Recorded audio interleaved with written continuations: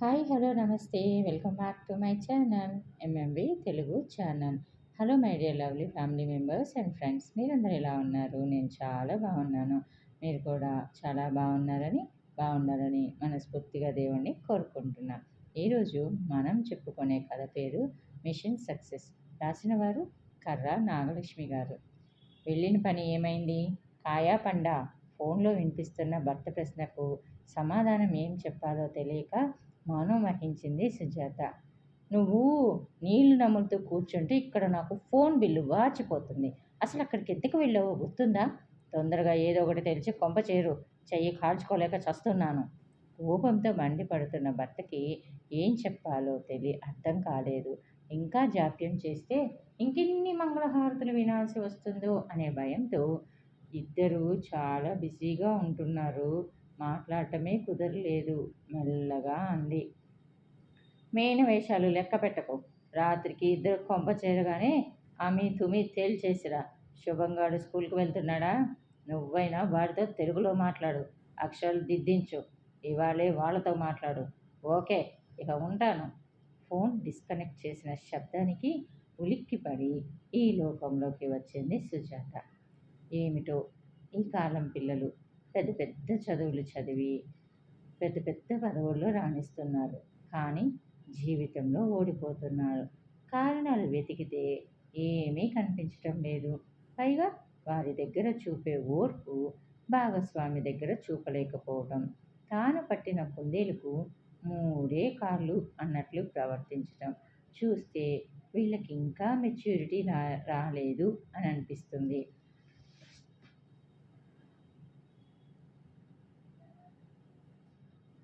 అసలు వీళ్ళకి ఎప్పటికైనా మెచ్యూరిటీ వస్తుందా? ఇంట్లో వాళ్ళ మాట వినాలని కానీ అర్థం చేసుకోవాలని కానీ తెలీదా? 30 ఏళ్ల మురిపెం ఆయన ఉద్యోగానికి ఇచ్చే ప్రాధాన్యత చేయి జారిపోతే పొందలేని జీవితానికి ఇవ్వటం లేదు. ఎందుచేతనో ఆలోచనలో 6 నెలల వెనక్కి వెళ్ళింది సుజాత.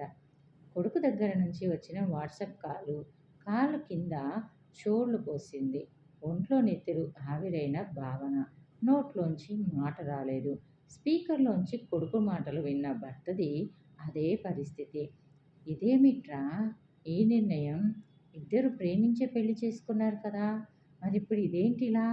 తడబడుతూ ప్రశ్నించింది సుజాత. కొడుకు దగ్గర నుంచి సమాధానం రాకపోయేసరికి, అది కాదురా, ఇదేం బొమ్మల పెళ్లి కాదుగా. కావాలనుకున్నప్పుడు బొమ్మలకు దండలు వేసి, అక్కర్లేదనుకుంటే బొమ్మలను తీసుకెళ్ళిపోవడానికి పెళ్ళి. ముగ్గురు బతుకులు ముడిపడి ఉన్న జీవితం అంది సుజాత. మాకు ఈ డైలాగులు తెలుసు. మేము సినిమాలు చూస్తాం. మాకు చెప్పలేదేం అని అనకుండా ఉండేందుకు ముందుగా మీకు చెప్పాం అంతే. కొడుకు గొంతులో చిన్నప్పటి మొండితనం వినిపించింది సుజాతకి. ఓహో, మాకు తెలియచేస్తున్నావన్నమాట. సరే మరి, శుభంగాడి గురించి ఏం ఆలోచించారు? మీ అత్తవారికి ఈ విషయం తెలుసా అని అడిగింది తల్లి. ఆలోచించడానికి ఏముంది? వర్ష ఇష్టం. తనకెలా కావాలంటే అలా చేసుకొని తన వాళ్ళకి తను చెప్పుకుంటుంది. ఇదేం ప్రపంచంలో పదో వింత కాదు. అందరూ చేస్తున్నదే, మేము చేస్తున్నాం. ఓకే, బాయ్ అని చెప్పాడు కొడుకు. ఎంత సులువుగా చెప్పాడో! ఆ పాటి సమన్వయం ఇద్దరిలో ఏ ఒక్కరికైనా ఉన్నా ఇప్పుడు ఈ పరిస్థితి ఎందుకు వస్తుంది? ఈ కాలం పిల్లలకి అంతా తొందరే. ఏమైనా అంటే డిజిటల్ యుగం, ఫాస్ట్గా లేకపోతే ఎలా అని సమాధానం. ఏమిటే నీ కొడుకు వాగుతున్నాడు? మన ఇంటా వంట ఉందా ఇది? రేపు నలుగురిలో తల ఎత్తుకు తిరగాలా వద్దా? లవ్వు గివ్వు అని తమిళ పిల్లని తెచ్చి నెత్తిన పెట్టాడు. వద్దురా మనకి ఇలాంటివి అని చెప్పడం పోయి, కాలం మారిందండి, పెళ్ళిళ్ళు వాళ్ళ ఇష్ట ప్రకారమే జరగాలి అని తందాన పాడావు. ఇప్పుడు విడాకులు అంటున్నాడు, వెళ్ళి తాళం వెయ్యి అని కోపంతో ఊగిపోతున్న భర్తని సముదాయించలేక మౌనం వహించింది సుజాత. శాంతంగా ఆలోచించి పరిష్కరించవలసిన సమస్య, కానీ ఇలా అరుచుకుంటే లాభం లేదని తెలిసి సుజాత ముందుగా వియ్యాల వారితో మాట్లాడి వారి అభిప్రాయం కూడా తెలుసుకుందామని ఫోన్ చేతిలోకి తీసింది. నంబర్ నొక్కక ముందే వేంకడి నెంబర్ ఫ్లాష్ అవుతూ రింగ్ అయింది మొబైల్. ఓ మారు కలిసి మాట్లాడుకుందాం అని నిర్ణయించుకున్నారు. ఈ లోపున సుజాత కోడలికి ఫోన్ చేసింది. ఎన్నో రకాలుగా అడిగినా, సారీ అత్తమ్మ, రోజు గొడవలు పడుతూ ఎడమొహం పెడమొహంగా ఉండే బదులు విడిపోతేనే మంచిదనే నిర్ణయానికి వచ్చాం అంటుందే తప్ప మరో మాట లేదు. కొడుకును కదిపితే తనే విడిపోదామంది. అలా అన్న తర్వాత ఇంకేం మిగిలింది? నేను సరే అన్నా అంటాడు తప్ప మరో మాట లేదు. వియ్యంకుడికి 50 ఏళ్ళు. లేక లేక పుట్టిన ఒక్కగానొక్క కూతురు. ఈ వయసులో ఇలాంటి వార్త వారి ఆరోగ్యాల మీద దెబ్బ కొట్టింది. మనోవ్యాధికి మందేది? ఆరోగ్యరీత్యా కదలలేని పరిస్థితి వాళ్ళది. ఉద్యోగ బాధ్యతలతో కదలలేని పరిస్థితి భర్తది. అయినా ఇలాంటి సున్నితమైన విషయాలలో భర్త తలదూర్చకపోతేనే మేలు అనుకొని 10 ఏళ్లకి వీసా ఉన్న సుజాత 11వ రోజున అమెరికా చేరుకుంది. అప్పట్నుంచి తీరుబాటుగా కూర్చొని పిల్లలతో మాట్లాడాలని చూస్తుంది. పిల్లలు దానికి అవకాశం ఇవ్వకుండా తప్పించుకుంటున్నారు. ఆఖరికి భర్త చెప్పినట్లు 6 నెలలే ఉత్తినే గడిచిపోతాయా? అసలు వాళ్ళు తనని మాట్లాడనిస్తారా? అన్నీ ప్రశ్నలే. సమాధానాలు ఎప్పటికి దొరుకుతాయో? నానమ్మ, ఎక్కడున్నావ్? నిన్న నువ్వు నేర్పిన మృత్యుంజయ మహామంత్రం నాకొచ్చేసిందిగా, విను. ప్రాంప్టింగ్ లేకుండా చెప్తే 5 క్రెడిట్స్ వస్తాయిగా. స్కూల్ యూనిఫామ్లో పరిగెత్తుకు వచ్చాడు శుభం. ఉండు, నాన్నకి హగ్గు కిస్సు ఇచ్చేసి వస్తా అంటూ తండ్రి గది వైపు పరిగెత్తాడు. వాడికి ఇంగ్లీష్ తప్ప మరే భాష రాదు. అందుకే వాడితో అందరూ ఇంగ్లీష్లోనే మాట్లాడాలి. అమ్మా నాన్నల ముద్దు మురిపాలతో పెరిగిన వాడు వీక్ డేస్లో అమ్మ దగ్గర, వీకెండ్స్లో నాన్న దగ్గర ఉండాలని తెలిస్తే ఏమవుతాడు? వాడి భవిష్యత్తు ఏంటి?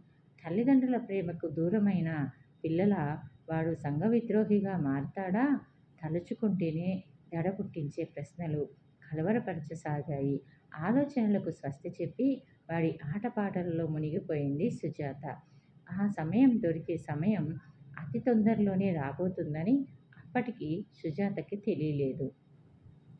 నానమ్మ అంటూ కాళ్ళకు చుట్టుకొని వెక్కి వెక్కి రాగాలు పెడుతున్న మనవడిని ఎలా సముదాయించాలో తెలియలేదు సుజాతకి. ఏమైందమ్మా? స్కూల్లో దెబ్బ తగిలిందా? చూపించు, మంత్రం వేసేస్తా, నొప్పి ఉండదు అని అంది. నో నో, నాకేం కాలే. మరి ఎందుకు ఏడుస్తున్నావు? నీకు తెలుసుగా, నువ్వేడిస్తే నాకు ఏడుపు వస్తుందని. మాట పూర్తి కాకముందే సుజాత కళ్ళల్లో నీళ్ళొచ్చాయి. ఏడవకు నానమ్మ, నేను ఏడవనులే. మరే మరే నా ఫ్రెండు మేక్స్ తెలుసుగా? "ఆ, తెలుసు. వాళ్ళ మమ్మీ డాడీ డైవోర్స్ తీసుకున్నారు కదా. వీక్ డేస్లో మమ్మీ దగ్గర, వీకెండ్స్లో డాడీ దగ్గర ఉండేవాడు. ఇప్పుడేమో డాడీకి గర్ల్ ఫ్రెండు, మమ్మీకి బాయ్ ఫ్రెండు వచ్చారు. డాడీ ఏమో వీకెండ్స్కి తీసుకెళ్ళడం మానేశాడు. మమ్మీ ఏమో వీడిని బాగా పనిష్ చేస్తుంది. మమ్మీ బాయ్ ఫ్రెండ్ కూడా వీడిని బాగా పనిష్ చేస్తున్నాడట. మేక్స్ని వెల్ఫేర్ సెంటర్లో చేరుస్తారట. అక్కడ మమ్మీ డాడీ లేని పిల్లలని చేరుస్తారట. వాడు చాలా దిగులుగా ఉన్నాడు నానమ్మ. తిరిగి వెక్కి వెక్కి ఏడవసాగాడు. వాడిని ఎలా ఓదార్చాలో తెలియలేదు సుజాతకి. అయినా వాడి దుఃఖం చూడలేని సుజాత, ఏడవకు నాన్న, మేక్స్ వెళ్ళిపోతే మరో ఫ్రెండ్ దొరుకుతాడులే. వెల్ఫేర్ సెంటర్స్లో పిల్లల్ని బాగా చూసుకుంటారమ్మా. అక్కడ ఎవరు పిల్లల్ని కొట్టరు. మంచి స్కూల్స్లో చదివిస్తారు. నువ్వేం మేక్స్ గురించి బెంగ పెట్టుకోకు అంటూ వాడి వెన్ను నిమరసాగింది.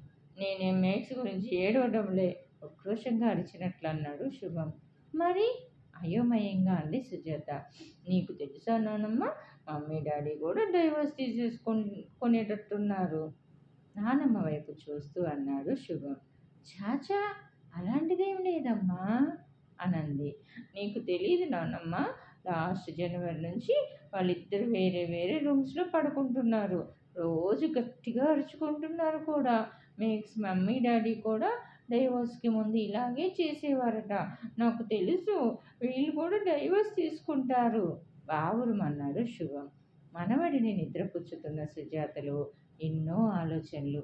పసివాడు ఎంత వేదన పడుతున్నాడో, పిల్లాడి బాధ చూస్తూ కూడా తల్లిగా తన కొడుక్కి మంచి చెడు చెప్పకపోతే తన పెద్దతనం ఎందుకు? దొంగలు తోలడానికా? అవును, చెప్పాలి. విని ఆచరిస్తే మంచిదే, లేకపోతే వాళ్ళ కర్మ. నిద్రలో కూడా వెక్కిళ్ళు పెడుతున్న శుభానికి దుప్పటి సరిచేసి హాల్లోకి వచ్చింది. నిశ్శబ్దంగా డిన్నర్ చేస్తున్న కొడుకుని కోడల్ని చూస్తూ, నేను మీతో మాట్లాడాలనుకుంటున్నాను అంది సుజాత. మాట్లాడటానికి ఏం లేదమ్మా అంటున్న కొడుకుని ఆపి, అదే మీ చదువుకున్న వాళ్ళతో ఉన్న సమస్య అంది. మాట్లాడాలనుకుంటే మాట్లాడు, కానీ ఫలితం ఉండదు అని అన్నాడు కొడుకు. మనం చేసే ప్రతి పనిలోనూ లాభం ఉండాలనుకుంటే జీవితం వ్యాపారం అవుతుంది అని అంది తల్లి. సినిమా డైలాగ్స్ చెబుతున్నావా అమ్మా అని అడిగాడు. సినిమాలు జీవితాల్లో నుంచే వస్తాయిరా. ఇన్నేళ్ల మీ ప్రేమ, 10 ఏళ్ల మీ వైవాహిక జీవితం ఇలా ఎందుకైంది నాన్న? ఒక్కసారి ఒకరినొకరు నిందించుకోకుండా ఆలోచించుకోండి. మీరు ఆనందంగా గడిపిన సమయాలు అస్సలు లేవా? ఇద్దరూ ఇలా పిల్లి కుక్కల్లా పోట్లాడుకోవడానికి కారణాలేమిటి? ఒకరి మీద ఒకరికి ఇష్టం పోయిందా? లేక మరెవరి ఆకర్షణలోనైనా పడ్డారా? సుజాత ప్రశ్న పూర్తి కాకుండానే ఇద్దరూ ఒకేసారి అదేం కాదు అని జవాబిచ్చారు. మరి అని అడిగింది సుజాత. నీకు తెలుసు కదా, నేను వారంలో 5 రోజులు ట్రావెల్ చేయాలి. ఇంటికొచ్చేసరికి భోజనం ఉండదు, బట్టలు వాష్ అయి ఉండవు, ఇల్లు పరమ బీభత్సంగా ఉంటుంది. ఎన్నిసార్లు చెప్పినా నీ కోడలు తీరంతే. రాను రాను నువ్వే చేసుకోవచ్చు కదా, నన్ను అనకపోతే అంటుంది. 4 గంటలు ఫ్లైట్లో ప్రయాణం చేసి ఒళ్ళు అలసిపోయి వస్తే సరైన తిండి కూడా లేకపోతే ఇక నాకు పెళ్ళెందుకు? నా లైఫ్కి బ్యాచిలర్ లైఫ్కి తేడా ఏమిటి? రోజు నీ నస భరించలేను, వేరే మార్గం చూడు అంది. వేరే మార్గం అంటే విడిపోవటమా అన్నాను. రోజు తిట్టుకుంటూ కలిసుండే బదులు విడిపోవటమే మేలు అంది. సరే అని విడాకులకి ఏర్పాటు చేస్తున్నా అన్న కొడుకు మాటలలో మొత్తం సమస్య అర్థమైంది సుజాతకి. సరే, నీ వైపు సమస్యను కూడా చెప్పమ్మా. నీకు తెలుసా, మీ అమ్మా నాన్న మీ తొందరపాటు నిర్ణయానికి ఎంత బాధపడుతున్నారో కోడలితో అంది సుజాత. ఆయన వైపు నుంచి ఆయన చెప్పారు కదా అత్తమ్మ. ఇక నా వైపు నుంచి అంటే నాది వర్క్ ఫ్రమ్ హోమ్. వంట మాట దేవుడెరుగు. మంచినీళ్ళు తాగడానికి కూడా సమయం ఉండదు. మీరు చూస్తూనే ఉన్నారు కదా, ఏ పాటి సమయం చిక్కినా శుభం గాడి ఫుడ్ ప్రిపేర్ చేయడం, వాడి బట్టలు వాష్ చేయడంతోనే సరిపోతుంది. మరి వరుణ్ బట్టలు నావి వెనుక పడతాయి. శుభం స్కూలు 40 మైళ్ళ దూరం. రోజు వాడిని దింపాలి, తేవాలి అంటే సుమారు 40 మైళ్ళ ప్రయాణం. అదీ కాక వాడిని స్విమ్మింగ్కి, సాకర్ క్లాసులకి తీసుకువెళ్ళాలి. వీకెండ్స్లో వీక్ వీకెండ్స్లో చిన్మయ మిషన్స్ క్లాసెస్కి తీసుకువెళ్ళాలి. నాది శరీరమే, నాకు రెస్ట్ కావాలి. నీ బట్టలైనా మిషన్లో వేసుకోవచ్చుగా అంటే నాకు టైం లేదంటాడు వరుణ్. వీక్ డేస్లో ఎలాగో ట్రావెల్లో ఉంటాడు కాబట్టి కనీసం వీకెండ్ క్లాసుల కన్నా శుభాన్ని వరుణ్ తీసుకెళ్తే నాకు బట్టలు వాష్ చేసుకోవడానికి, డిష్ వాషర్ లోడ్ చేసుకోవడానికి వీలవుతుంది కదా. వర్ష తన ఇబ్బందులను చెప్పుకుపోతుంది. నిజమే, సాఫ్ట్వేర్ ఉద్యోగాలలో జీతాలు ఎక్కువ, పని కూడా ఎక్కువే. అమెరికాలో ఉన్న వాళ్ళకైతే పండగ పబ్బాలకు సెలవులు కూడా ఉండవు. పొద్దుట అమెరికా కస్టమర్తో మాట్లాడాలి, పని చేసేవారు ఇండియాలో ఉంటారు కాబట్టి తెల్లవార్లు వాళ్ళతో మాట్లాడాలి. కాబట్టి వీరికి రాత్రి పగలు తేడా లేదు. చేసే పనికి అంతు కొంతు కూడా ఉండదు. చిన్నప్పటి నుంచి ఇటు పుల్ల అటు పెట్టకుండా పెరిగిన పిల్లలు పెద్ద చదువులు చదివి పెద్ద కంపెనీల్లో పెద్ద జీతం అనగానే ఆకాశంలో విహరిస్తారు. వాస్తవంలో పడేసరికి ప్రేమ పెళ్ళు, పెద్దలు కుదిర్చిన పెళ్ళు అయ్యి ఒకరో ఇద్దరు పిల్లలు కలిగి కష్టాలు మొదలవుతాయి. సరైన నిద్రాహారాలు లేక, పని ఒత్తిడి తట్టుకోలేక వచ్చే చిరాకు ఇంట్లో వారి మీద చూపించడం మొదలు పెడతారు. కానీ ఒత్తిడి తగ్గించుకునే మార్గాలు మాత్రం వెతకరు. విడాకులే వారి సమస్యకి పరిష్కారం అనుకుంటున్నారు. ఆలోచనల నుంచి బయటపడి తలనొప్పి వస్తే తల నరుక్కుంటామా, బామ్ రాసుకుంటామా? కొడుకును అడిగింది సుజాత. నువ్వు మరీనమ్మా తల ఎవరైనా నరుక్కుంటారా అని అడిగాడు కొడుకు. మరి మీరు అదే చేస్తున్నారు కదా! ముందు సమస్య ఎక్కడుందో తెలుసుకొని మందు వెయ్యాలి గానీ ఇదేమిట్రా అని అడిగింది సుజాత. అంటే మేము అనవసరంగా రియాక్ట్ అవుతున్నామనా? మాకు ఆలోచించే శక్తి లేదనా? అని అడిగాడు. శక్తి ఉంది, కానీ దాన్ని సరిగా ఉపయోగించుకోలేకపోతున్నారు అని అంది. నీ ఉద్దేశంలో సమస్య ఎక్కడ ఉన్నట్లు అని అడిగాడు. అలా అడిగావు, బాగుంది. సమస్య మీ ఉద్యోగాల్లోనే ఉంది. అయితే ఉద్యోగం మానేసి కూర్చోమంటావా అన్నాడు. ఆ తొందరే వద్దనేది. సమస్యకు తగిన చర్య తీసుకోవాలి. వంకాయ కూరలో ఉప్పు ఎక్కువైందని నువ్వు, తిన్నా కంచం తీయలేదని కోడలు కోర్టుకెక్కితే ఎలా? చిన్నవాడైన శుభం చక్కగా తన వాదన వినిపించాడు. వాడి ప్రశ్నలకు మీ దగ్గర సమాధానాలు ఉన్నాయా? నీ చిన్నప్పుడేమిటి, ఇప్పటికీనూ నాకు మీ నాన్నకు ఏ విషయంలోనూ అభిప్రాయాలు కలవలేదు. అంత మాత్రాన విడిపోయామా? కొన్నిసార్లు ఆయన మాటకు నేను విలువనిచ్చి పాటించాను. కొన్నిసార్లు నా మాట చెల్లించుకున్నాను. దేనికైనా పట్టు విడుపు ఉండాలి. సరే, మీరన్నట్టుగానే అభిప్రాయాలు కలవలేదని విడాకులు ఇచ్చేసుకొని మరో భాగస్వామిని వెతుక్కుంటే వారితో అభిప్రాయ భేదాలు రావని గ్యారంటీ ఉందా? అలా జరిగితే మళ్ళీ విడాకులా? శుభం వాడి అభిప్రాయం చెప్పాడు కదా! నేను కొన్ని సలహాలు ఇస్తాను. ఆలోచించండి. నచ్చితే పాటించండి. సరేనా? మేమెవరికి తల వంచం. మమ్మల్ని ఏ బంధాలు కట్టిపడేయలేవు. మేం సర్దుకోలేం. కానీ ఎదుటివారు అన్నిటికీ ఒదిగి ఉండాలి. ఇది మీ అభిప్రాయం. ఇది న్యాయమేనా? ఒకరొక మెట్టు ఎక్కాలి. అవసరమైతే ఒక మెట్టు దిగాలి. మనం మాట్లాడే ప్రతి మాటను ఆచితూచి వాడాలి, కానీ నోరుంది కదా అని నోటుకొచ్చింది మాట్లాడితే ఎలా? ప్రతి యాక్షన్‌కి రియాక్షన్ ఉంటుంది అని చిన్నప్పుడు చదువుకున్న పాఠం జీవితాంతం గుర్తుంచుకోవాలి. ఆడకైనా, మగకైనా ఇది వర్తిస్తుంది. ఒకటి చెప్పండి, మీ బాసుతో అభిప్రాయ భేదం వస్తే ఏం చేస్తున్నారు? సర్దుకుపోతున్నారా? మాటకు మాట అని దెబ్బలాడుతున్నారా? మాటకు మాట అంటే వెంటనే ఫైరే. మరి కస్టమర్‌తోనూ ఇంకా జాగ్రత్తగా ఉంటాం. మీ సబార్డినేట్స్‌తోనూ చాలా జాగ్రత్తగా, మంచిగా మాట్లాడి పని చేయించుకుంటారు. అవునా? మరి మీ ఇద్దరు మాట్లాడుకునేటప్పుడు మాత్రం సామరస్యం ఎందుకు లోపిస్తుంది? మా కాలంలో ఆఫీసులలో పని కాబట్టే మేం ఆఫీస్‌ని గుమ్మం బయటే విడిచి ఇంట్లోకి వచ్చేవాళ్ళం. ఇప్పుడు మీకు ఇల్లే ఆఫీసు.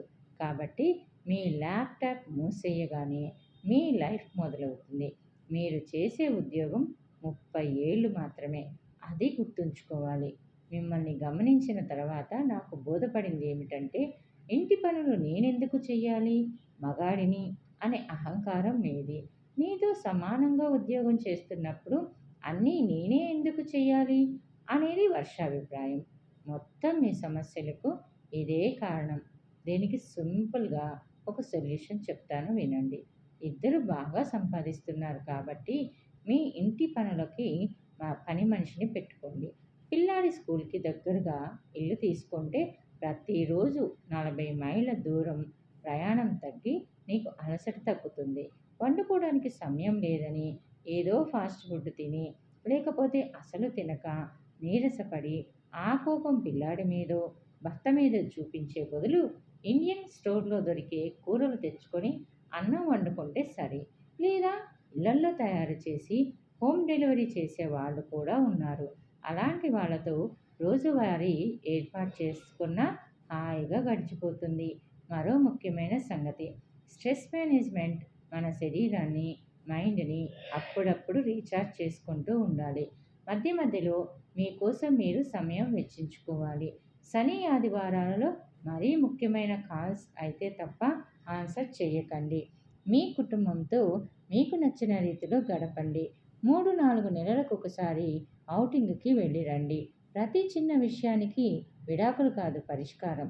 ఎలా విడిపోవాలో కాక, ఎలా కలిసుండాలో ఆలోచించండి. మీ జీవితాలు మీవే కాదనను, కానీ మీ జీవితాలతో పెనవేసుకున్న పిల్లవాడి గురించి కూడా ఆలోచించాలిగా. మీరు మీ తల్లిదండ్రుల దగ్గర ముద్దు మురికాలు పొందారు. మరి వాడు చేసిన పాపం ఏమిటి? మీరు ఎదుర్కొన్న సమస్యలు మేము ఎదుర్కోలేదా? మీకు కనీసం ఆర్థిక సమస్య లేదు. కానీ మా దగ్గర చాలినంత డబ్బు ఉండేది కాదు. ఓ వీకెండ్ సినిమా అని, మరో వీకెండ్ పార్కుకని తక్కువ ఖర్చుతో ఉండే వాటిని ఎంచుకునేవాళ్ళం.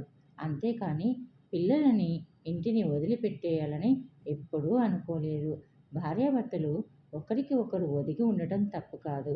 ఒకరు కోపంలో ఉన్నప్పుడు మరొకరు తగ్గాలి. అంత మాత్రాన మనం ఓడిపోయినట్టు కాదు.